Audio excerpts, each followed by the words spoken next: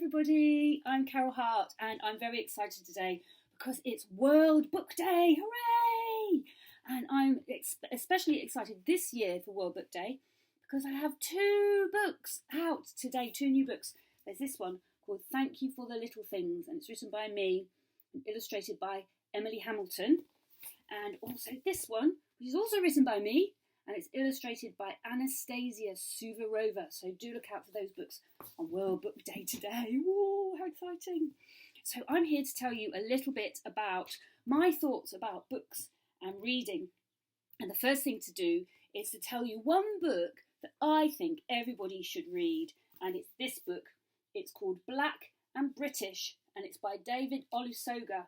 And it's all about how black people have contributed so many different things to our society for nearly 2,000 years. So there's been black people in this country for nearly 2,000 years, which I think is very interesting. And there's lots and lots of really great stories in there about what black people have done for our society and how great their contributions have been. And I just thought it was fascinating to read all their stories and to also realise that how ridiculous being racist is, honestly. It's just so silly. So read this book.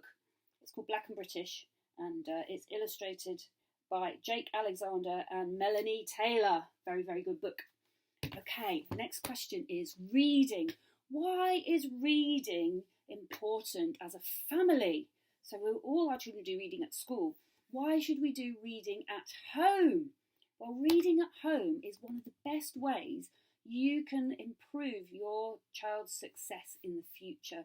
So not only do they learn the skills of reading, which of course is very, very useful, but children who read at home are more socially mobile than children that don't. And what that means is that children who read at home tend to have better lives than their parents had or their grandparents had. And the reason for that is that reading helps children to learn about the world around them and the people who live in it. And it helps them develop better social skills, so more empathy, more kindness, more understanding, because reading transports you into other people's lives, so you get to understand what it means and what it's like to live life as a different person, and that's really, really important for our society to be a happy place. And also reading encourages children to be curious, and it teaches them how to find out about things that they're curious about. So reading really is a fantastic thing that you can do at home with your child. And not only that, but reading together is fantastic cuddle time, isn't it? Cuddling up with a book, either in bed or on the sofa or at the dinner table, or having a book in the back of the car. You can read anywhere, but reading's great one-on-one time for you and your children, where you can talk about all the things that are important in your day. You can talk about what ideas or what emotions the books bring up for you. So it really is a brilliant, brilliant thing to do. So do lots of reading. That's the answer. Okay, becoming an author. What would I say to anybody who wants to become an author? Well, do you know, literally anybody can become an author. You don't have to have any special training, although you can go to university or college to learn more about it. It's not strictly necessary. I didn't learn about becoming an author at university.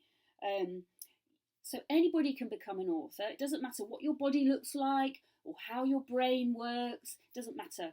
All you need to be able to do is read, and you have to read a lot if you're going to be an author, and that can be audiobooks. It doesn't have to be physical books, or you can have people read to you, but you need to read a lot, because what reading does is it teaches your brain how to string words together in an interesting and appealing way. So the more you read, the better you will become at writing. So you need a love of reading, and you also need to be ready to work on your writing. So people who write for a living, they will reread their work and change it and make improvements to that work, to those written words, many, many times before they're happy with the finished item. And reading back your work and editing or changing it to improve it is the very best thing you can do to learn to become a real author. So that's my advice. And the last question is, who would be my dream dinner date which author would I like to come to my house and eat dinner with me around my table and we could have a good old chat? Well, for me, that would be two people. It would be Nicola Davies and Jill Lewis, because they write a lot about nature, and I love nature. I love plants and animals and being out in the countryside. So I think Nicola Davies and Jill Lewis would be very interesting people to have for dinner. So there, I wonder who you would have for dinner. Well, that's it from me. Happy World Book Day. See you soon.